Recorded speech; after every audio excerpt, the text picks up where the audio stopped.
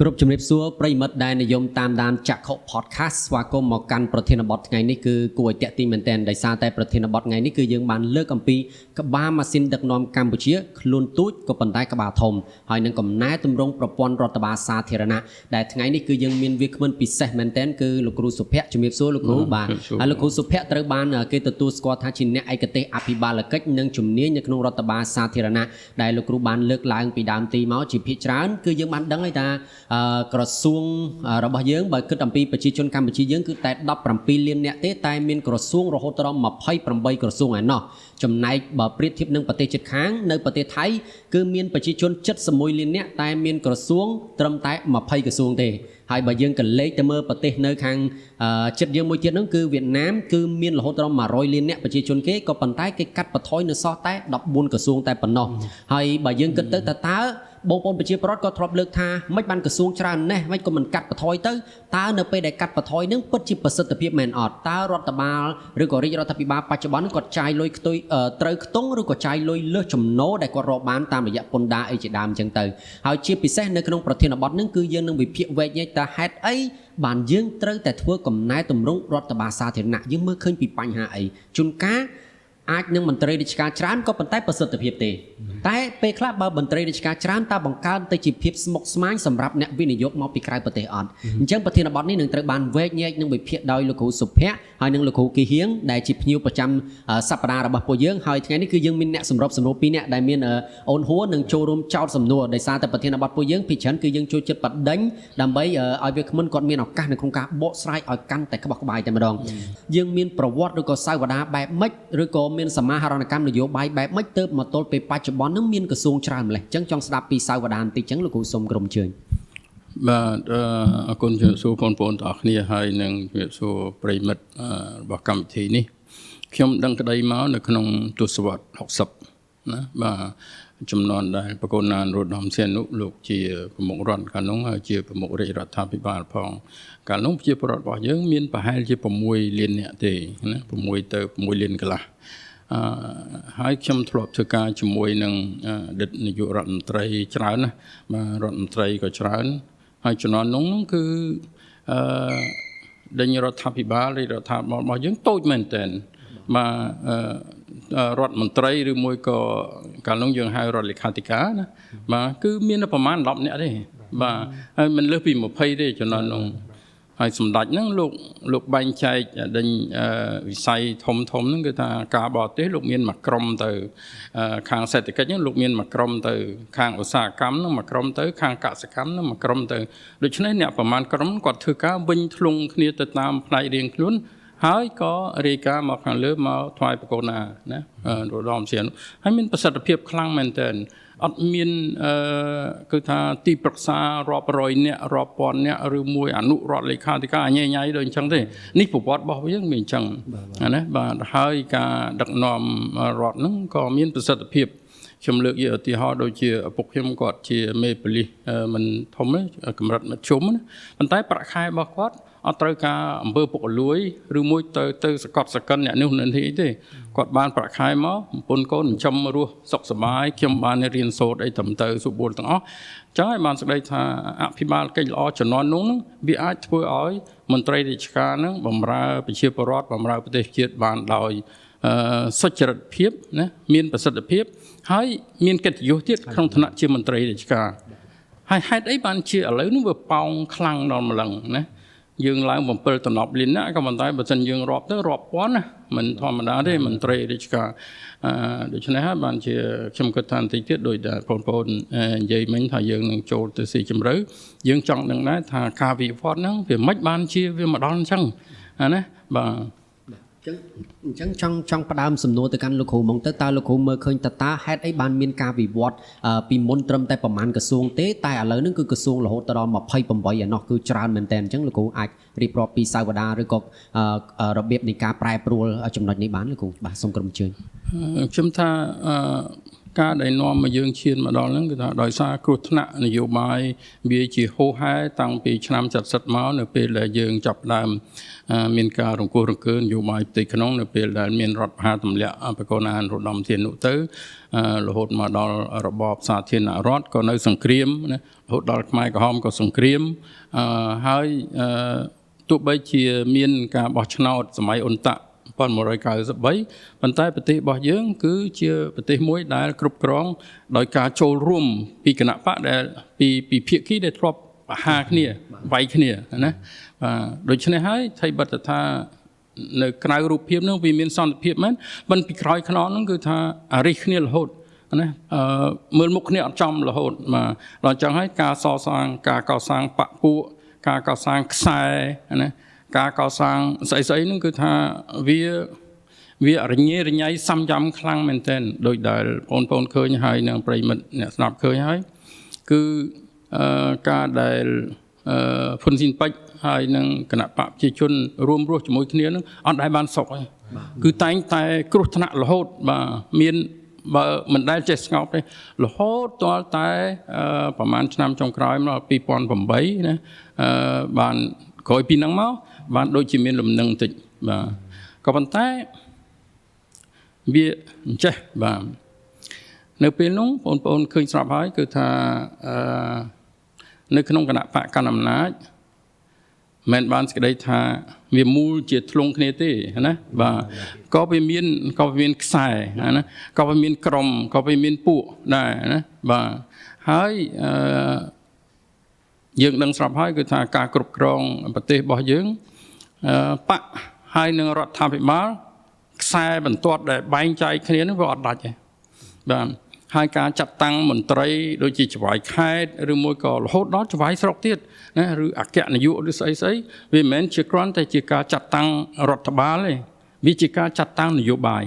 តែកាលណាយើងនិយាយពាក្យនយោបាយបានសេចក្តីថាវាមានខ្សែរបស់គេណាបាទហើយខ្សែហ្នឹងហើយដែលធ្វើឲ្យមានការប៉ោងបន្តិចម្ដងណាបាទហើយខ្សែហ្នឹងនៅពេលដែលកើតឡើងហើយហ្នឹងខ្សែហ្នឹងគេមានខ្សែរបស់គេបន្តទៀតណាបាទវាបន្តអញ្ចឹងដល់នៅប្រហែលឆ្នាំចុងក្រោយមកប្រហែលជា10-20ឆ្នាំហ្នឹងខ្សែគុណខ្សែបូកនឹងខ្សែហ្នឹងវាឡើងទៅអញ្ចឹងតែម្ដងហើយសំណួរដែលធំបំផុតដែលយើងចោទសួរថាតើដើម្បីឲ្យមានស្ថិរភាពនយោបាយនៅក្នុងការគ្រប់គ្រងស្រុកហ្នឹងទៅធ្វើយ៉ាងណាណាចម្លើយរបស់គណៈបកកណ្ដាលអំណាចហ្នឹងគឺថាត្រូវធ្វើយ៉ាងណាដើម្បីឲ្យមានលំនឹងតលយៈភាពអំណាចហើយនឹងដេញស្ថិរភាពនយោបាយនៅក្នុងជួររបស់បកកុំឲ្យមានអ្នកណាគឺថាអន់សពុនចិត្តណាព្រោះសិតតែត្រូវជាលទ្ធផលនៃការធ្វើសង្គ្រាមណាបាទគេបានបូជាជីវិតគេបានលះបង់ណាគេមានបងប្អូនកូនក្មួយដែលបានស្លាប់នៅក្នុងសម័យសង្គ្រាមដូច្នេះហើយគឺថាអត់ហ៊ានដកចេញទេបាទត្រូវតែដាក់បញ្ចូលហ្នឹងដើម្បីឲ្យសុបាយចិត្តទាំងអស់គ្នាអានេះហើយដែលបន្តិចម្ដងទៅហ្នឹងគឺថាដល់ទៅយើងគិតបែបអញ្ចឹងអ្នកណាក៏ត្រូវតែបំពេញចិត្តដែរបាទហើយបំពេញចិត្តម្នាក់ត្រូវខ្សែរបស់គេហ្នឹងក៏ត្រូវតែបំពេញចិត្តដែរបាទតកតុយគ្នាហ្នឹងដល់អាហ្នឹងវាយូរទៅអនុវត្ត2-3អាណត្តិទៅឡើងប៉ោងបណ្ដោយណាបាទរួចដល់សម្ដេចធិបតីនេះទៀតបាទយើងដឹងស្រាប់ហើយគឺថាលោកមិនមែនមកដល់ទៅលោកមានសិទ្ធិធ្វើអីថ្មីស្រឡាងទាំងអស់នោះទេណាបាទលោកត្រូវតែធ្វើអន្តរកាលមួយដែលកុំឲ្យមានភាពរង្គោះរង្គើបានស្ដីថាបន្តរក្សាលំនឹងស្ថិរភាពនយោបាយផ្ទៃក្នុងនឹងពីជំនាន់ពុករបស់សម្ដេចតេជោនឹងរហូតមកដល់ឥឡូវដើម្បីឲ្យវាមានលំនឹងនយោបាយបានណាក៏នៅរក្សានឹងទៅបាទមិនគ្រាន់តែរក្សាទេគឺថាថែមទៅទៀតពួកក្រុមក្មេងៗមកក៏គេមានខ្សែរបស់គេទៀតដែរក៏គេមានក្រុមរបស់គេទៀតដែរណាបាទដូច្នេះវាប៉ោងឡើងអញ្ចឹងរហូតដល់ពេលមួយទាំងអស់គ្នាឯកភាពពេញទីថាទៅទៀតឡើងរួចត្រូវតែអាកាត់ត្រូវតែវះកាត់បាទក៏ប៉ុន្តែខ្ញុំចង់ជម្រាបបងប្អូនហើយនឹងប្រិមិត្តថាគម្រោងរចនាសម្ព័ន្ធកែរចនាសម្ព័ន្ធរដ្ឋបាលមិនមែនថ្មីទេកាលជំនាន់93ធនាគារពិភពលោក កាលនោះគេបានចាយលុយធ្វើ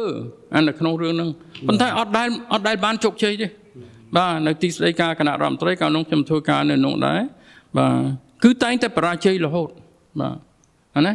ដូច្នេះមិនមែនបានសេចក្តីថាមើលមិនឃើញទេណាមើលឃើញក៏ប៉ុន្តែវាធ្វើវាអត់បានណាការដែលធ្វើអត់បាននឹងហើយដែលនាំឲ្យយើងទទួលស្គាល់ថាលំបាកណាស់លំបាកទាំងបញ្ហានយោបាយលំបាកទាំងបញ្ហាបច្ចេកទេសលំបាកទាំងបញ្ហាធនធានណាបាទក៏ប៉ុន្តែនៅពេលដែលសម្ដេចបវរធិបតីលោកឡើងមកជានាយករដ្ឋមន្ត្រីហ្នឹងលោកទទួលស្គាល់ថាអត់អាចទៅរួចទៀតទេបាទដូច្នេះហើយត្រូវតែធ្វើហ្នឹងគឺថាមានឆន្ទៈនយោបាយរហូតដល់ទៅដាក់ឯកឧត្តមហ៊ុនម៉ាណីហ្នឹងណាបាទព្រោះត្រូវការអំណាចណាព្រោះត្រូវការភាពខ្លាំងដើម្បីឲ្យក្រសួងមន្ទីរទៀតហ្នឹងស្ដាប់ទទួលស្ដាប់បានហើយមិនគ្រាន់តែជារដ្ឋមន្ត្រីធម្មតាតម្លើងឋានៈឲ្យទៅជាឧបនាយករដ្ឋមន្ត្រីទៀតដើម្បីនិយាយទៅឲ្យគេស្ដាប់ណាហើយយើងសួរវិញថាដំណើរការទៅទេខ្ញុំតាទៅចេះទៅហើយណា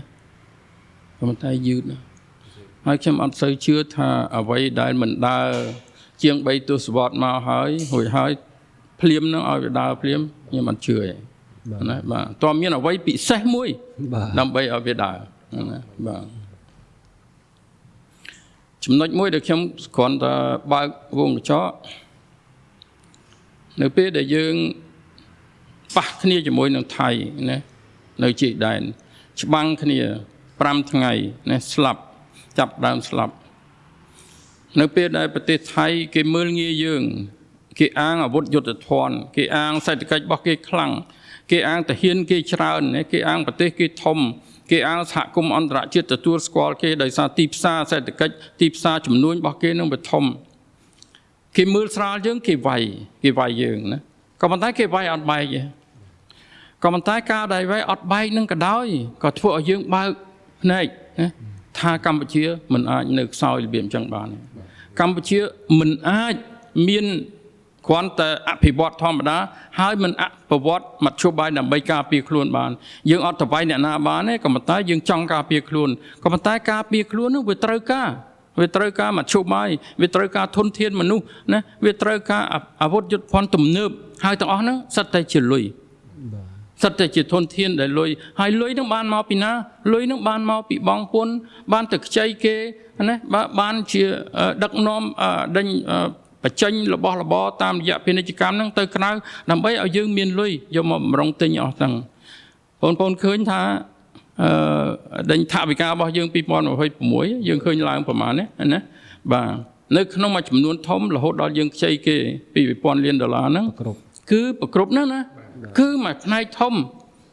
តម្លើងកន្លែងការពារជាតិបាទអាហ្នឹងហើយធ្វើសង្គ្រាមនៅថៃហ្នឹងធ្វើឲ្យយើងបើកភ្នែកថាយើងលែងអាចនៅទុនខ្សោយបានហើយបើសិនជាយើងចង់ការពារខ្លួនការឲ្យយើងរឹងប៉ឹងបានតើយើងមានមធ្យោបាយបាន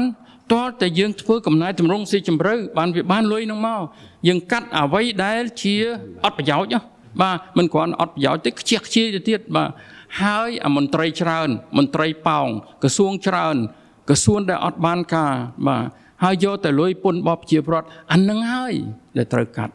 ណាដូច្នេះសង្គ្រាម5ថ្ងៃនេះធ្វើឲ្យយើងភ្លឺភ្នែកថាកំណែតម្រង់នឹងចាំបាច់មិនអាចប្រកែកបានទេបាទខ្ញុំសូមលោកគ្រូមួយចំណុចទៀតមុននឹងបោះទៅលោកគ្រូគីហៀងខ្ញុំធ្លាប់ឮ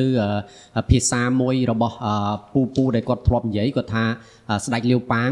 រឿងចិននៅពេលដែលគាត់ចាប់ផ្ដើមបានអំណាចគាត់សោយរាជ្យហើយគូកូនគាត់តាំងពីអាម៉ានគឺស្លាប់អស់លេងគាត់សម្លាប់ចោលអស់លេងនៅក្នុងរឿងចិនណាក៏ប៉ុន្តែគាត់បានទៅសើទៅលើសម្ដេចពុកគឺមានន័យថាអ្នកដែលបកគិស្មាប្រយុទ្ធនៅក្នុងសម័យសង្គ្រាមគឺគាត់បានសោយសុខបានទទួលនៅអ្វីដែលគាត់ស័ក្តិសមលះបង់ដើម្បីការពារសន្តិភាពនេះអញ្ចឹងណាគាត់ប្រៀបធៀបចឹងក៏ប៉ុន្តែដោយសារលោកគ្រូបានលើកឡើងថា ដើម្បីបានសន្តិភាពនឹងគឺប្រកាសហើយគឺគាត់ត្រូវរួបរวมសាមគ្គីឬក៏សមាហរណកម្មនយោបាយសិនក៏ប៉ុន្តែបញ្ហាគឺត្រង់ថាខ្សែនយោបាយកាន់តែប៉ោងទៅក្រសួងក៏ចាប់ផ្ដើមរីកកូនចៅទៅហើយលោកគ្រូបានលើកឡើងថាកំណែតម្រង់ស្ទើរតែ3ទសវត្សរ៍មិនដើរបើចង់ចាប់ផ្ដើមពេលបច្ចុប្បន្ននេះក៏ពិបាកនឹងដើរហើយគឺយឺតមែនតើអញ្ចឹងចង់ស្ដាប់លោកគ្រូតើមូលហេតុអីគេបានលោកគ្រូគិតថាវាយឺតឬក៏វាមិនដើរឬក៏វាកែមិនបានអញ្ចឹងចង់ស្ដាប់លោកគ្រូកន្លែងនឹងសិនអញ្ចឹងបាទពលមន្ត្រីរាជការទាំងអស់ហ្នឹងដែលជាសមាជិកខ្សែទាំងអស់ហ្នឹងមិនដុំថ្មទេណាបាទគាត់មានបេះដូងគាត់មានអារម្មណ៍គាត់មានសតិអារម្មណ៍គាត់មានផលប្រយោជន៍គាត់មានបងប្អូនរបស់គាត់មានលោភៈណាគាត់ចង់បានផ្ទះល្អលុយច្រើនកូនរៀនទៅក្រៅល្អមានឡានទំនើបអីជិះម្ល៉េះហើយគឺថាអាហ្នឹងជាសភាវគតិរបស់មនុស្សជាតិណាបាទក៏ប៉ុន្តែនៅត្រង់ថាតើឆន្ទៈនយោបាយដើម្បីកាត់ផ្ដាច់ឲ្យអស់ហ្នឹងវាខ្លាំងដល់កម្រិតណាណាគឺនៅត្រង់ហ្នឹងទេបាទបងចាំខ្ញុំលើកយកឧទាហរណ៍មួយបាទនៅពេលដែលប្រជុំកម្ពុជាអាស៊ានមួយនោះបាទមន្ត្រីអាស៊ានទាំងអស់ហ្នឹងគឺថាគេសិតទៅអួតពីនាឡិកាគេសិតទៅអួតពីដេញស្អីថ្លៃប្រកាសសេហ្នឹងសិតទៅរាប់ពាន់ដុល្លារអីបិចអីណាបាទដល់ទៅភរិយាលោកនាយករដ្ឋមន្ត្រីសិង្ហបុរីគាត់កាន់កាបូបមួយយ៉ាងសាមញ្ញហើយគេសួរគាត់ថាកាបូបហ្នឹងថ្លៃប៉ុន្មានគាត់ថា$30ហើយជាការដែលធ្វើឡើងដោយកូនសិស្សសិង្ហបុរីបាទហើយគាត់លើកតម្លៃអាហ្នឹងហើយគាត់ថាខ្ញុំមានមោទនភាពណាដែលខ្ញុំកាន់កាបូបមានតម្លៃប៉ុណ្ណឹងមែនប៉ុន្តែវាមានអត្ថន័យសម្រាប់ខ្ញុំណាបាទពួកយើងអត់ត្រូវការលុយហ្នឹងយកមកពាក់អីទេខ្ញុំដាក់ស្អីរបស់ហ្នឹងបានយើងទុកលុយហ្នឹងដើម្បីអភិវឌ្ឍជាតិដើម្បីការពារជាតិដើម្បីវិស័យសិក្សាធិការឲ្យកូនចៅយើងរៀនបានសូត្រល្អទៅវិញអានេះជាទស្សនវិស័យនៅពេលដែលយើងដឹកនាំវាដឹកនាំដើម្បីប្រជាពលរដ្ឋដឹកនាំដើម្បីប្រទេសឬមួយក៏ដើម្បីខ្លួនយើងឬមួយដើម្បីគ្រួសារមួយយើងឬមួយដើម្បីខ្សែរបស់យើងនេះជាជំរឿដែលយើងត្រូវតែជ្រើសរើសបាទហើយខ្ញុំសង្ឃឹមថាឧបសគ្គពីអតីតកាលតាម៉ាហ្នឹងនឹងថមថយទៅហើយឆន្ទៈនយោបាយនៃអ្នកបន្តវេនវ័យក្មេងហ្នឹងនឹងផ្លាស់ប្ដូរស៊ីជម្រៅខ្លាំងមែនទែនដែលបន្តិចទៀតយើងនឹងចូលដល់ចំណុចហ្នឹងលោកគ្រូបានលើកថាចំនួនសម្ដេចតានោះគាត់ខាងរាជរដ្ឋាភិបាលយើងរៀងតូចក្រសួងតិចរដ្ឋមន្ត្រីក៏តិចប៉ុន្តែការងារមានប្រសិទ្ធភាពហើយមន្ត្រីទាំងអស់នោះគាត់ធ្វើការដោយមោទនភាពចំពោះខ្លួនគាត់ទៅទៀតប៉ុន្តែបកមកខាងរាជរដ្ឋាភិបាលយើងសពថ្ងៃវិញបន្ទាប់ពី93មករហូតមកដល់ពេលនេះកំណែតម្រង់ជាង30ឆ្នាំប៉ុន្តែដំណើរដើមតោងឬក៏ការវិវត្តនោះវាការវិវត្តនៃការកំណែតម្រង់វាយឺតបន្តិចដោយធ្វើការយឺតបែបនោះវាធ្វើឲ្យពលរដ្ឋរបស់យើងគាត់ទទួលយកបានអញ្ចឹងចោលជាសំណួរមកជាច្រើនអញ្ចឹងនៅកន្លែងនេះខ្ញុំមានសំណួរមួយដែលខ្ញុំគិតថាសំណួរនេះសំខាន់ដែរតកតទៅនឹងក្រសួងតើលោកគ្រូគិតថាការមានក្រសួងច្រើនវាជួយបង្កើនប្រសិទ្ធភាពការងារឬក៏បង្កើតភាពស្មុគស្មាញនិងជាបន្ទុកដល់រាជការក្នុងការចាយលុយទៅដល់មន្ត្រីរាជការទាំងអស់ហ្នឹងទេលោកគ្រូបាទអរគុណណាសម្រាប់សំណួរនេះបាទឃើញថាសំណួរខ្លីងាយយល់ក៏តែមិនប្រកាសថាស្រួលឆ្លើយទេបើសិនជាយើងសួរទៅរាជរដ្ឋាភិបាលណាគាត់ថាមុខតែគាត់យល់ថាអានឹងវាត្រូវហើយវាល្អហើយបានគាត់ធ្វើបើមិនអញ្ចឹងគាត់មិនធ្វើទេណាបាទក៏ប៉ុន្តែក្នុងឋានៈជាអ្នកបច្ចេកទេសជាអ្នកដែលសិក្សាស្រាវជ្រាវពីអភិបាលកិច្ចល្អខ្ញុំនៅតែជឿថាប្រទេសយើងមិនមែនជាប្រទេសឯកោនៅលើកោះតែមួយអត់មានអ្នកណានៅក្នុងសកលលោកនឹងទេណាយើងមើលពីប្រវត្តិរបស់យើងមើលឧទាហរណ៍ជុំវិញសកលលោកណាយើងមើលប្រទេសជប៉ុនដែលទំមាននាយករដ្ឋមន្ត្រីស្រីថ្មីមួយប្រទេសគេធំរាប់រយលាននាក់បាទក៏ប៉ុន្តែក្រសួងដែលធ្វើការរបស់គេទូចតែមួយណាបាទហេតុអីក៏មានប្រសិទ្ធភាពយើងក្រសួងដល់ទៅ28ហើយរាប់ពាន់អ្នកទីប្រឹក្សាអនុរដ្ឋលេខាធិការស្អីៗញ៉ៃសម្បើមប៉ុន្តែហេតុអីក៏យើងដឹងថាចង់ដឹងថាប្រសិទ្ធភាពឬអត់ប្រសិទ្ធភាពយើងទៅសួរប្រជាពលរដ្ឋទៅណាបាទថាតើបំរើរបស់គាត់មែនឬអត់ណាបើរាជរដ្ឋាភិបាលថាបំរើមែនតែប្រជាពលរដ្ឋអ្នកទទួលសេវាថាពួកខ្ញុំនៅតែវេទនារាល់ថ្ងៃតើយើងស្ដាប់អ្នកណាគេយើងធ្វើរដ្ឋាភិបាលដើម្បីបំរើប្រជាពលរដ្ឋបើប្រជាពលរដ្ឋគាត់ថាគាត់អត់ពេញចិត្ត តើយើងនៅតែថាយើងត្រូវមិនកើតមិនអញ្ចឹងខ្ញុំលើកយកតជាក់ស្ដែងមួយឬពីរដែលខ្លីដើម្បីងាយយល់យើងចេះតែថាសេវាបម្រើប្រជាពលរដ្ឋក្នុងរឿងកាត់ប្លង់ដីណាប្លង់ទុនប្លង់រឹងកម្មសិទ្ធិអីរាជរដ្ឋាភិបាលចេះតែថាធ្វើល្អហើយណាប៉ុន្តែជាក់ស្ដែងយើងទៅធ្វើប្លង់រឹងមើលបើយើងមិនអស់រាប់ពាន់ដុល្លារទេឲ្យមកវាយក្បាលខ្ញុំណាបាទអ្នកណាក៏ធ្ងោដែរនៅក្នុងរឿងទាំងអស់ហ្នឹងហើយយើងទម្លាក់មិនបើរឿងវាពិតប្រកបវាអញ្ចឹងមែនណាបាទខ្ញុំមានអ្នករកស៊ីនៅលើកោះស្ដាច់ណាគ្នាគ្រាន់តែបើកដេញអូតែលប៊ូទិកមួយមានតែ5 10ឬ20កន្ទប់ណាខ្ញុំស្កោតសរសើរគេមែនតើហ្មងគឺថាយំសឹងលែងចេញតែភ្នែកសឹងស្រក់ឈាមហើយបាទអាញាធមមូលដ្ឋាននឹងគៀបគ្រប់យ៉ាងទាំងអស់ម្ដងឲ្យធ្វើម្ដងមិនឲ្យធ្វើសូមសម្បត្តិទៅដល់ទៅបានធ្វើបានសូមសម្បត្តិមិនដល់ធ្វើបានណាបានរួចហើយខាងលើនឹងចេះតែស្រែករឿងកំណែតម្រង់រឿងល្អប៉ុន្តែក្រមនោះចង់ងាប់ហើយណាដូច្នេះហើយខ្ញុំថាការពិតណាវានៅតែជាការពិតណាយើងកុំសួរអ្នកដែលនៅខាងលើយើងទៅសួរថាអ្នកដែលទទួលរឿងអស់ហ្នឹងណាតើជីវិតពិតប្រកបហ្នឹងវាយ៉ាងម៉េចណានៅក្នុងរឿងទាំងអស់ហ្នឹងបាទខ្ញុំលើកយកឧទាហរណ៍មួយទៀតដោយមកយើងខ្លួនខ្ញុំផ្ទាល់ទៅទិញឡានដើម្បីនឹងដាក់លេខឡានណាក្រសួងហ្នឹងនិយាយមកណាសិតតែតាមអនឡាញអីគ្រាន់តែចុះទៅអីស្រួលអីគ្មានស្រួលទេទៅដល់ហ្នឹងរត់ពីកន្លែងមួយទៅកន្លែងមួយហ្នឹងទីបំផុតបើអត់មានគួរជេររត់ឲ្យទេណាយើងធ្វើអត់ចាញ់ដាច់ខាតតែម្ដងបាទអានេះការនេះណាមិនមែនចេះតែនិយាយទេគឺទៅធ្វើជាក់ស្ដែងទៅធ្វើខ្លួនឯងនៅក្នុងរឿងទាំងអស់ហ្នឹងណាបាទអញ្ចឹងហើយបានខ្ញុំគិតថាតើការដែលយើងមានច្រើនហ្នឹងវាដូចពាក្យខ្មែរយើងទៅគ្នាសើមច្រើនសំខ្លោចមែនឬអត់ណាបាទខ្ញុំនៅតែជឿអញ្ចឹងថាសេវាពិតប្រាកដដែលធ្វើឲ្យប្រជាពលរដ្ឋពេញចិត្តមានសុភមង្គលក្នុងជីវិតប្រចាំថ្ងៃទាំងរស់ស៊ីទាំងធ្វើការងារទាំងចំកូនស្អីក៏ដោយ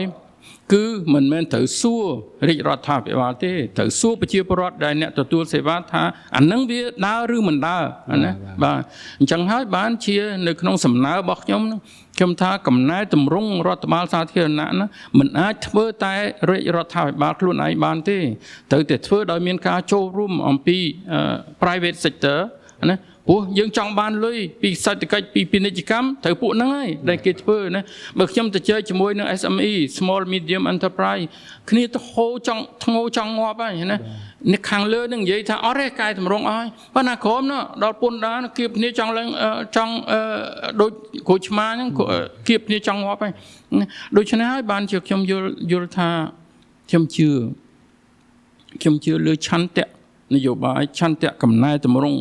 របស់រដ្ឋាភិបាលបន្តវេនខ្ញុំជឿច្បាស់លាស់ហ្មងតែម្ដងក៏ប៉ុន្តែខ្ញុំនៅតែជឿថាមរតកចាស់ហ្នឹងមិនដំណើរការទេបាទត្រូវតែឆន្ទៈនយោបាយថ្មីជាមួយនឹងកំណែតម្រង់ថ្មីមួយបាទរួមឲ្យតេជរួមឲ្យតូចប៉ុន្តែអ្នកធ្វើការនោះពិតប្រាកដអ្នកសិទ្ធិស្រឡាញ់ការងារណោះប៉ូលីដាមនុស្សបែបហ្នឹងបាទអាហ្នឹងបានខ្ញុំហៅថាបម្រើសេវាប្រជាពលរដ្ឋណាត្រូវរកមនុស្សបែបហ្នឹងដើម្បីនឹងធ្វើការមកដាក់នៅក្នុងរដ្ឋបាលអាហ្នឹងបានជាកំណែតម្រង់សាធារណៈគ្រាន់តែប្រជាពលរដ្ឋនិយាយនៅក្នុង Facebook ភ្លាមអាយដាមសសខាហៅទៅជួបភ្លាមបានសេចក្តីថាឆ្លើយតបទៅនឹងតម្រូវការរបស់ប្រជាពលរដ្ឋពិតប្រាកដមែនមិនអញ្ចឹងណាបាទដូច្នេះខ្ញុំចម្លើយសួរឆ្លើយទៅសំណួរបងអូនណាច្រើនអត់ប្រកាសថាមានប្រសិទ្ធភាពទេបាទប៉ុន្តែលោកគ្រូចម្លើយលោកគ្រូអ្វីដែលខ្ញុំទទួលបានគឺពេញចិត្តខ្លាំងមែនតើតើតើនឹងកំណែតម្រង់ប៉ុន្តែលោកគ្រូបាននិយាយដែរថាយើងកំណែយើងតាមកំណែតូចបន្តិចមកហើ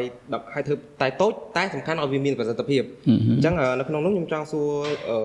តពីសំណួរក្រសួងហ្នឹងដែរតើតងយើងមានក្រសួងច្រើនប៉ុន្តែក្រសួងខ្លះគាត់មាន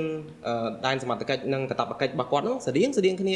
នឹងជាន់គ្នាអញ្ចឹងតើយើងអាចសមាហរណកម្មចូលគ្នាបានទេឬក៏យើងប្រើមួយពាក្យមួយម៉ាត់ទៀតយើងអាចកាត់គាត់ចោលបានទេលោកគ្រូក្នុងករណីដែលជាន់ការងារគ្នាអញ្ចឹងអាចនៅពេលដែលយើងរដ្ឋបាលយើងត្រូវរត់ទៅនេះទៅនោះក្រសួងនេះក្រសួងនោះហើយក្រសួងទាំងអស់ហ្នឹងការងាររបស់គាត់ស្ភេទស្រៀងគ្នាទេអញ្ចឹងយើងអាចសមាហរកម្មចូលគ្នាឬក៏កាត់បន្ថយចោលតែម្ដងបានទេលោកគ្រូ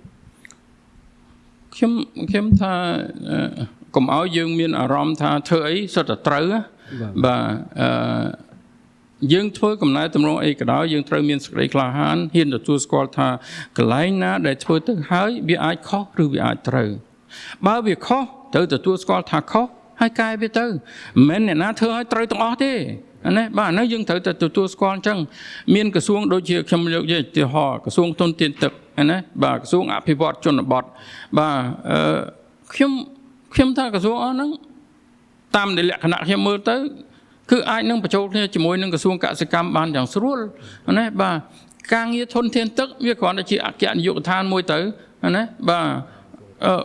បាននៅក្រោមក្រសួងកសិកម្មទៅបាទដូច្នេះហើយយើងពង្រួញមន្ត្រីមកឲ្យធ្វើការងាររនអ្នកមានសមត្ថភាពហើយយើងឲ្យប្រាក់ខែគេឲ្យដិតដល់កុំឲ្យគេរស់ទាំងវេទនាណាបាទកុំឲ្យគេរស់ទាំងគ្មានកិត្តិយសតែកាលណាគេរស់ទាំងគ្មានកិត្តិយសណាគេមុខតែប្រព្រឹត្តអំពើពុករលួយហើយយើងទៅស្ដីឲ្យគេមិនបានទេនៅក្នុងម៉ោងពេលហ្នឹងបើយើងឲ្យគេគ្រប់គ្រាន់ហើយគេប្រព្រឹត្តអំពើពុករលួយទៀតអានឹងចាំយើងដាក់ទោសគេណាបាទដូច្នេះឲ្យខ្លីរួមឲ្យទូចមកណាបាទដូចហើយផ្ដល់មធ្យោបាយផ្ដល់សិទ្ធិផ្ដល់ធនធានឲ្យគេធ្វើការឲ្យបានពិតប្រាកដហើយមានឧទាហរណ៍ផ្សេងទៀតដែលច្បាច់បញ្ចូលគ្នាបានកន្លែងខ្លះវាគ្រាន់តែជាអគ្គនាយកដ្ឋានតាណាឬមួយក៏រហូតទៅដល់នាយកដ្ឋានទៅទៀតមិនចាំបាច់ឡើងទៅដល់ធំជាងនឹងទេណាបាទក៏ប៉ុន្តែចម្លើយណាត្រង់យើងប្រយ័ត្នយើងយកពួកគាត់ទៅណាបាទបើគ្នារាប់ពាន់អ្នកទាំងយើងទាំងគេបើកាត់ទៅអត់មានការងារធ្វើអត់មានកិត្តិយសអត់មាននេះនោះនេះអាយបានធ្វើម៉េចគាត់សុខចិត្តមិនអញ្ចឹងណាបាទដូច្នេះហើយបានជាត្រូវតែមានដេញអន្តរកាលមួយដើម្បីរៀបចំសម្រួលឲ្យទៅដោយស្រួលណាបាទប៉ុន្តែត្រូវមានពេលវេលាកុំឲ្យ30ឆ្នាំចេះតែប៉ុណ្ណឹងរហូតណាបាទប្រាប់គាត់ថាពីនេះទៅដល់5ឆ្នាំក្រោយត្រូវត្រៀមលក្ខណៈណាបាទទៅពង្រួញពីប៉ុណ្ណេះមកប៉ុណ្ណេះណាទៅក្រសួងពីប៉ុណ្ណេះមកប៉ុណ្ណេះហើយយើងចាំពិនិត្យមើលតទៅទៀតយើងវាយតម្លៃថាតើវាដើរមែនឬអត់ណាបើវាអត់ដើរនៅកន្លែងណាហើយកុំខ្លា